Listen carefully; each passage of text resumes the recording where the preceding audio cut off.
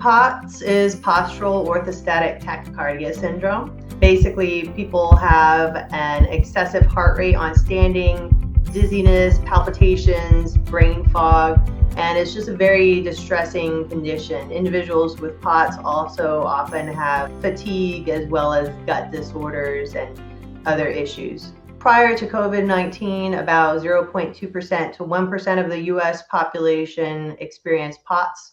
It's mostly in young women between the ages of 15 and 50, though men can also develop it.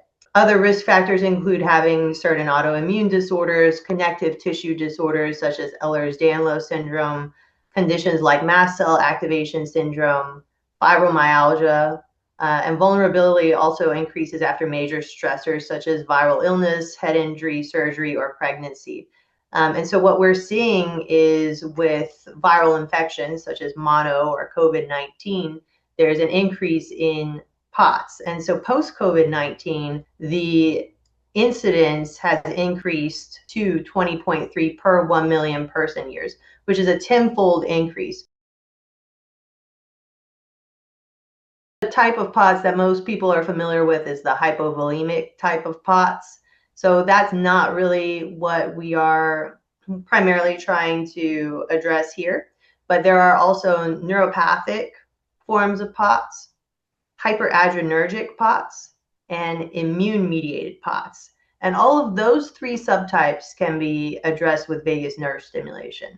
In POTS, vagus nerve stimulation can address these four subtypes by restoring the sympathovagal balance, modulating autonomic dysfunction through its anti-inflammatory and immunomodulatory effects, and also through its benefit on non-cardiac symptoms common in POTS, such as fatigue, gastrointestinal disturbances, cognitive symptoms, by modulating both the central and systemic autonomic networks.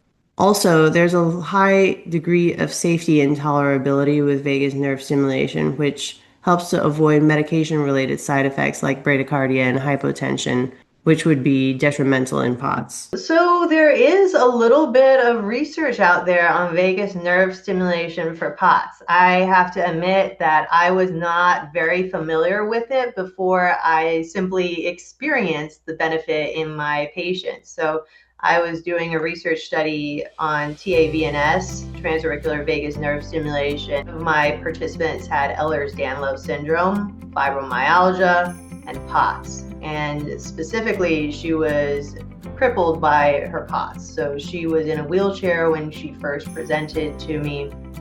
And we started the study, and she, after 2 weeks of the therapy, was no longer using a wheelchair.